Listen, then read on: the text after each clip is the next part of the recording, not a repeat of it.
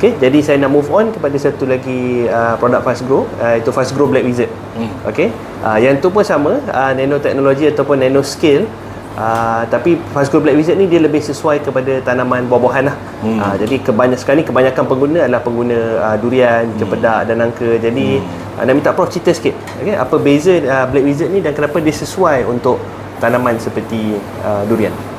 Black Wizard ni saya buat lepas saya buat Zero Nano tu. Lepas Zero Nano, saya guna Zero Nano for around 3 tahun. Okey. Pokok saya dapati tidak mempunyai daya tahan. Pokok durian saya tidak mempunyai daya tahan. So, ada yang kena penyakit. Buahnya banyak sampai dahan, sebab saya tidak buat thinning the fruit lah. Pokok 40-50 tahun ya. Kalau nak thinning fruit tu kena sewa Skylift pula. Skylift pula. Jadi banyak daripada itu dahan dia patah lah sebab tak boleh support buah dia. Apa nama ni, dia punya buah tu segi rasa, segi tu kira tak ada optimum lah, the best. Okey. Tapi apabila dia ketahanan pokok tadi menyebabkan dia saya kata ni tak boleh, kena ada benda organik. Jadi saya pun buat benda organik. Benda organik ni dia ada 3 perkara. Tambah sekali bahan organik tu. Okey. Keduanya bakteria dalam bahan tu. Yang ketiganya kulat dalam bahan tu. Bukan kulat mycorrhiza, dia sejenis kulat. Macam bakteria dengan kulat ni sedikit yang buruk, yang patogenik ya. Banyak yang baik. So apabila sebut kulat, biasanya implikasi first hand adalah tak bagus, Membawa penyakit. Tapi sebenarnya kulat dia adalah yang banyak membantu pokok untuk berkomunikasi antara satu sama lain. Betul. Dia bawah tanah tu dia komunikasi melalui kulat dia. Jadi saya buat kompos. Dalam kompos, semasa saya buat kompos tu, saya letakkan bakteria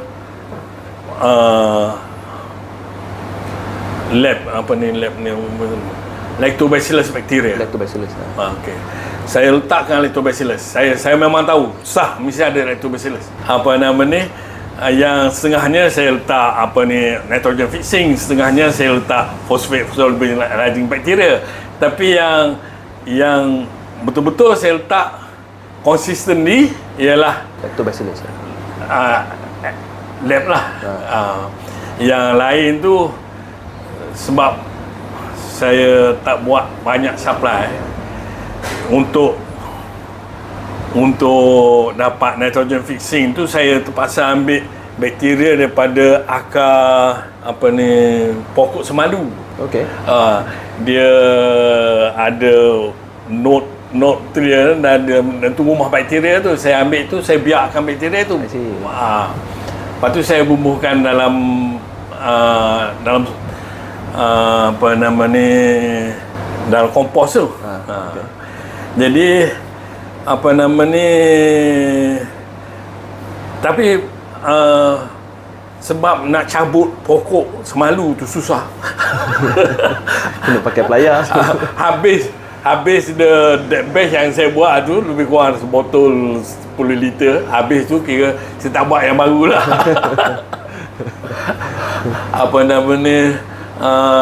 Sama juga dengan phosphate solubilizing bacteria, sama juga saya tak buat yang baru. Phosphate solubilizing bacteria tu daripada bawah pokok buluh. Ambil tanah daripada bawah pokok buluh tu kebanyakannya PSB. Phosphate solubilizing bacteria. Sebanyak PSB, phosphate solubilizing bacteria. Saya masalah nak pronoun.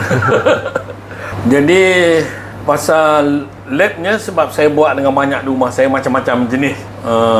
Jadi itu mudah lah saya bawa pergi. Saya guna khas yang saya testing around, yang baik ialah apabila kita ambil lab daripada pokok manggis. Okey. Yang tu yang saya maintain adalah apa namanya bakteria daripada manggis lah. Cara saya buat tu menyebabkan mycorrhiza hidup. Okey. Mycorrhiza tu tidak dengan sengaja di nucleate, tapi cara saya buat tu menyebabkan mycorrhiza hidup. Jadi apabila Ben buat test kata mycorrhiza ada, saya tak terkejut. Tapi saya saya kata saya tak tahu tu. Yang saya tahunya PhD lab mesti ada. Dia punya cara saya buat tu memang saya buat kompos dengan menggunakan kulat. Saya tiba you ada buat kompos dengan menggunakan kulat, or you buat kompos dengan menggunakan bakteria. Kalau you menggunakan bakteria, you have to turn every day. Betul? Turn every day. Sebab aeration dia. Kena oksigen mesti cukup. Oxygenation dia.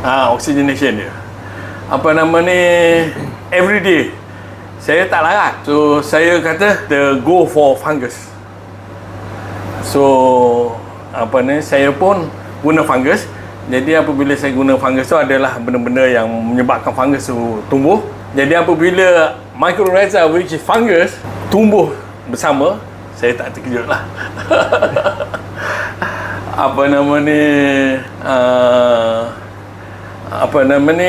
Mycorrhiza ni dia menambahkan effectiveness of the root.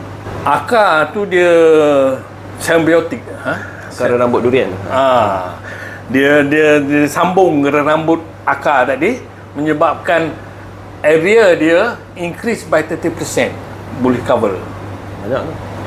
Dan dibuat eksperimen, yield dia tambah by 6%. Akar dia luas by 30%, tapi yield dia tidak sampai 30%, tapi increase by 6%. Bagi sawit is lot. Kalau 6% daripada berapa bilion. Betul? Lab tu pula adalah yang biasa kebanyakan kalau tanah, lab ni mesti ada. Dia adalah ukuran kesuburan tanah. Kalau kita duk racun seladu, fungus kita mati, Betul. lab kita mati. Betul. Kawan-kawan mati. So, cacing tahu saya cerita lah. Dan garanti tak ada. Apabila saya buat Black Wizard, instead of binder tu 100% A, saya gunakan campuran binder tadi dengan kompos. Jadi dia ada kat dalam dia ada zon nano, dibalut dengan benda-benda yang ada bakteria dan organik. Jadi setengahnya teknologi dia balut tu ada benda chemical, dia balut dengan membrane. Saya tidak balut dengan membrane sebab benda tu berada di dalam zeolite, dalam nano channel dalam zeolite. Saya hanya zeolite tu saja saya bungkus dengan binder dan kompos. Kompos tu diperkayakan dengan EM dan diperkayakan dengan fungus. So saya sangat-sangat berharap, tapi saya tidak buat eksperimen, saya tak beranilah cakap. Yang ni boleh address masalah pokok-pokok yang sakit dalam kebun-kebun sawit. Kalau tidak, sekurang-kurangnya dia masih lagi mengeluarkan hasil. Dia tak bertambah teruk lah. Tapi saya, sebab pokok-pokok yang sakit tu susah nak jumpa, jadi dan saya punya baja pun nak bawa ketika berjumpa tu begitu, itu je lah.